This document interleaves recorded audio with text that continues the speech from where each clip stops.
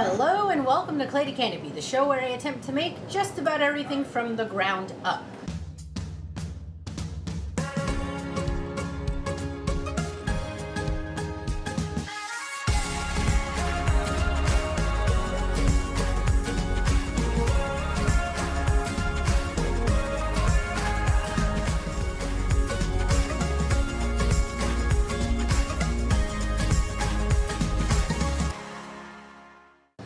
Compiled this short series to accompany a course I am teaching in the fall, and today we are talking about hanging devices in ceramic pieces.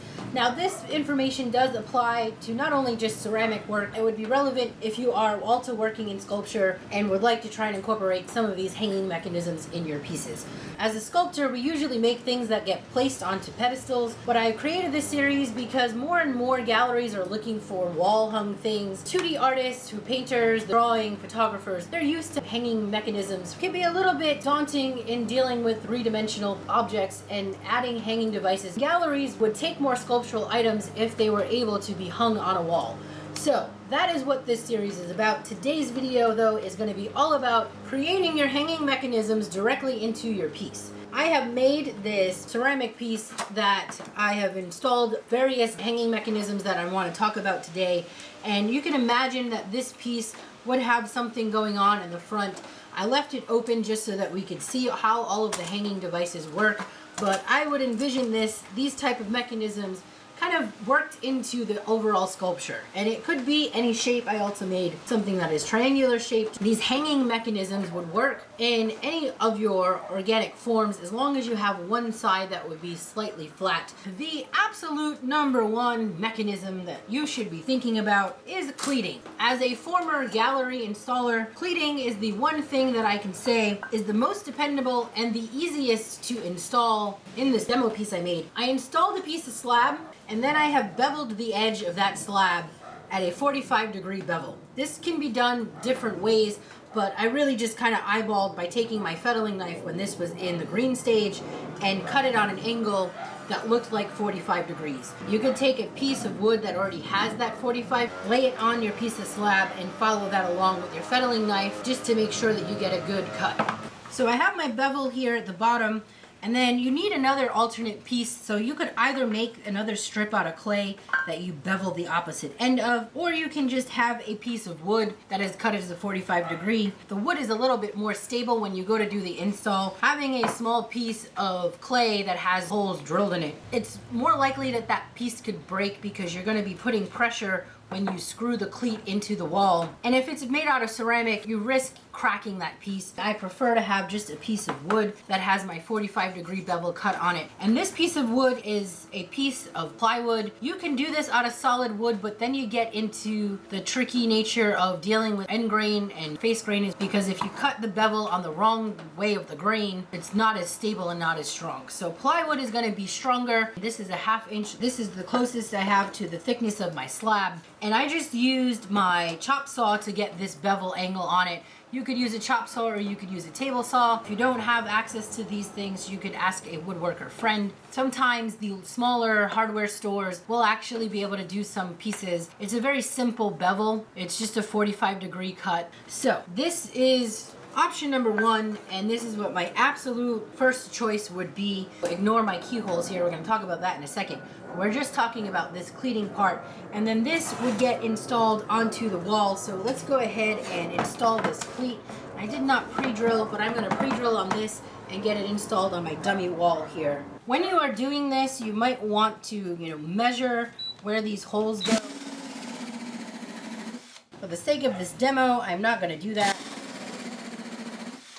But do your installer the favor of measuring these so that when you go to put it on the wall, they have a little bit of an easier time. I am going to use my plywood backed wall. I did talk about having a hollow wall installation in a previous video, anchoring talk. I'll link that in the description if you have not looked at that video yet. So for the sake of this is a backed wall, backed with plywood, and I'm just going to drive these screws directly into the wall without having to worry about putting any kind of anchors in, because behind this drywall is plywood. I'm going to install this up on my wall by just screwing this cleat in.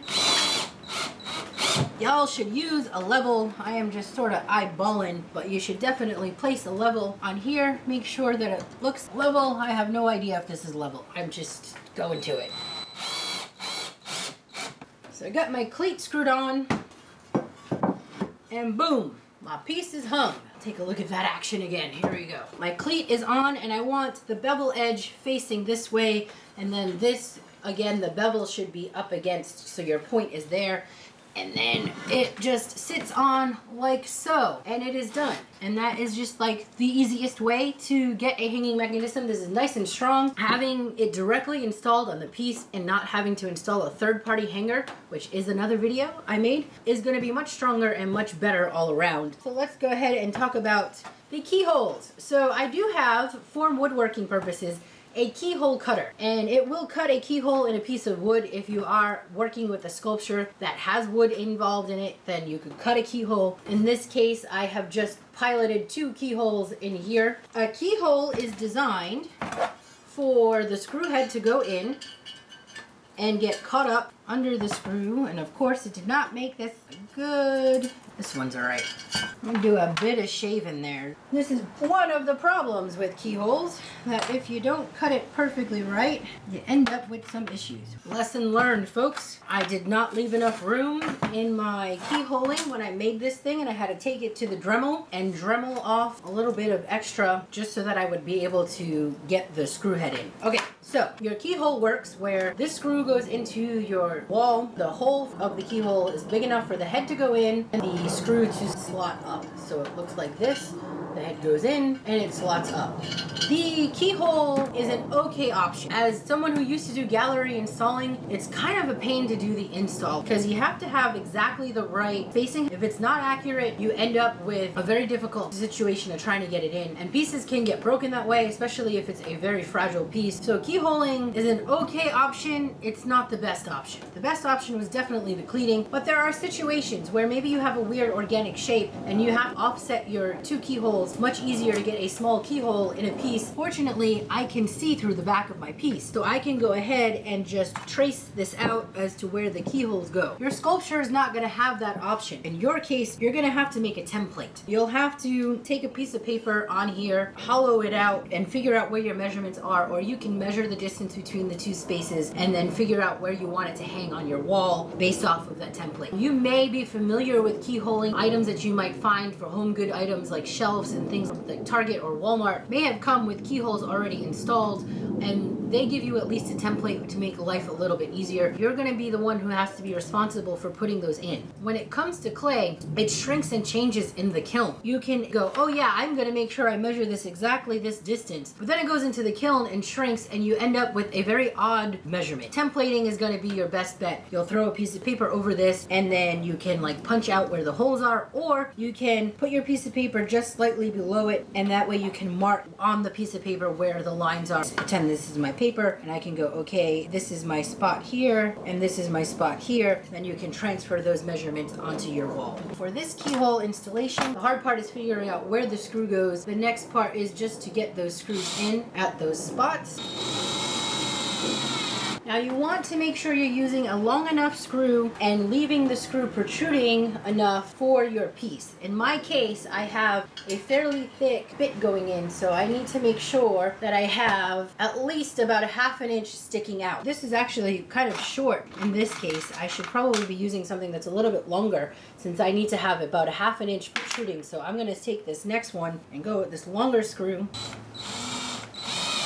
And keep in mind, as I install these, I'm looking for the top part where that lands, because that's where the keyhole is supposed to land, not the open part of the head, so that when this goes on, and hopefully I did it right, not enough. Plowed that one in a little too much because my piece is a little too thick, so I'm going to take this out a little bit. This can be tricky. On an install, you could be sitting here fighting with backing it in and unbacking it, making sure you get a good catch, and you'll know depending on whether or not this thing, I'll show you in a minute once we get it installed, is flush up against the wall or not. So since I did not screw these all the way back, and you can see inside here, hopefully you can see that, they're not back enough, the piece will tend to lean and you'll have a gap here. So that's how you know how much you need to adjust your screwing. This is where it becomes a little bit finicky, where you're going to be taking this piece on again, off again. And that is much better. All right, keyhole hangage. I made that look easy. Yeah. There have been situations when I have had to install things with keyholes and it took ages for me to get it right. Like this could be an hour to 2 hours of you futzing with keyholes. As a gallery installer, when you're holding on to like somebody's thousands of dollars piece trying to freaking get a keyhole in, it's not fun. So don't do that to your gallery. Don't do that to yourself. You have to do the installing. Templates, templates, templates. They are just going to be the one thing that you will need that will make it go somewhat painless. Okay. Next up, there is the doweling method. I have put in this giant hole here where you can take a dowel, and this is great for really, really heavy pieces, or you have a weird organic form, you can use the dowel to hang. In order to install this type of situation, it requires you to drill a really big hole in the wall. So you want to make sure that you have a drill bit that is the same size as your dowel. You're gonna have to deal with your shrinkage rate on this. It's a pretty straightforward hanging mechanism. This is a majorly large hole to drill into a wall in the gallery, so some galleries will tell you that you cannot do this. But it is a very strong way of getting the piece onto the wall, so if this is allowed and you know ahead of time of where this is going to be installed, this can be a great way, especially for an organic piece, because this hole can be adapted to any kind of form, but you're gonna have to make sure that wherever this is getting installed, that it's gonna be okay for you to drill that giant hole into the wall, because it can be a bit of a bear to patch. You could cut a small piece of extra dowel that you'll stick back in the wall, glue it in, and then fill in the drywall as normal so it doesn't take away from the integrity of the wall. Just keep that in mind. There are fixes, and if you have a gallery who's kind of unsure about this type of hanging mechanism, you can explain your ability to cover up the hole afterward. This last one I have for you is I put in 2 little holes and tab things here on the side to talk about wire. So you could put wire through these, but I thought it was a convenient time to talk about cabling. Cabling is much stronger than wire. Might be a better option for you to go with if you're looking for something that has strength. This is also something you could use if you were going to cable something from the ceiling or larger sculptures that would hang. So I have ordered this kit, and it came with a very thin cable and these crimps. These crimps will hold a seal on my cable. It has a cutter in the side of this, so I can go ahead and cut the length of cable I need. And I'm just going to do a small crimp here in cable, so I don't need much. Take that, and then the little kit comes with these metal crimps. So what will happen is you feed this through one end, cable, it goes around and comes back in to loop back in the other side.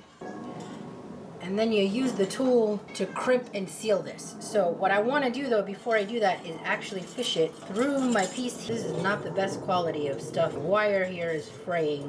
Come on now. I'm gonna go ahead and adjust it a bit tighter. Then I'm gonna use this tool to do my crimping maybe. This was the cheapy kit. Keep that in mind. Fish this in here, and normally you crimp the other direction. This is a cheapy tool. I'm gonna crimp the way that I think it should be crimped, which should be this way.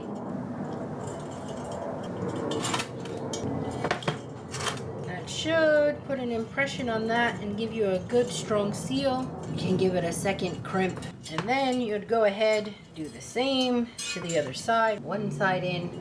A good thing I left myself a little bit extra because this cheap wire seems to be fraying quite a bit, this cable. So I need to keep clipping to get a fresh edge to feed it through. Otherwise I have all these frayaways that are making it difficult.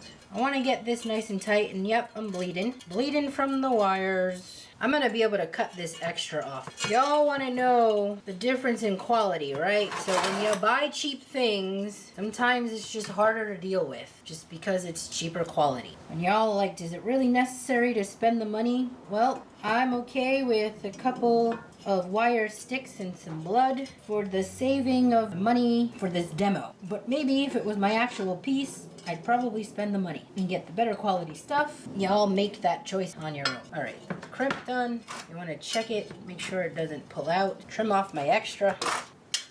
And then this cable is ready to go ahead and pop onto a screw. you want to think about always having 2 points. 2 points is going to be much easier to hang from. Things can get leveled on those 2 points. In this case, I probably should adjust these screws. I'm just leaving them here from earlier. But 2 points will keep it from doing this rocking thing. If you hang it only on 1 point, you're risking this kind of situation. And you wonder why the heck I even needed to put that cable in. Why couldn't have I just done this? Because that is not too stable on those 2 points of screws. That you still at least get this ability of that screw being behind the head of this. And in this case, I probably would tighten these screws a little closer to the wall, but this allows for this head of the screw to give you a locked in place so it doesn't slip off, instead of this type of thing where it's just sitting up there and could possibly tip forward. Here in California, we have to think about that a lot because we have to worry about earthquakes. You can't really just plop these on here like this. Even just a small earthquake could shake the wall enough to jitter this off and it would fall off. And a gallery here in California, if it's like a legit gallery, they're not going to let you hang that way because it's a liability and they have to worry about insurance. Before I close out this video, I did make this other little piece just to show a different shape. On this case, I did bevel this edge so that way I do have a way to catch. So even if you had to only use a screw, you at least put in a catch back there. There is room to put in a mini cleat, so it could technically get cleated if you needed to. For this one, the cleat was so small, you could split your wood. You want to just think about what would be the best option for the shape that you're making. I just 100% believe that you are absolutely better off dealing with your own hanging devices built into the piece itself rather than trying to glue on some kind of third-party thing. It's a very easy thing to do when you're building your pieces, to just incorporate some way of how you're going to hang the piece, how it's going to sit on the wall, and put those hanging mechanisms in, because it protects your piece. It's going to be stronger, it's better for the piece, it's better for the gallery to be installed, and it just makes it a more polished, finished piece. It makes it look like you actually know what you're doing. You know, you took the time to go ahead and put those things in. You thought about how it was going to be displayed. So, yeah. All right, y'all, I'm going to call this one here. I hope you enjoyed this content. I do have a couple more videos coming your way related to this, but not going to be on hanging. They're going to be some more ceramic-based, more advanced things. So please stick around if you'd like to see this sort of content again. If you don't want to see this content, hang tight. In a couple more weeks, we're back to dragon filming. So please like, share, and subscribe if you have not done so already. Thanks for hanging out with me, and I hope to see you soon.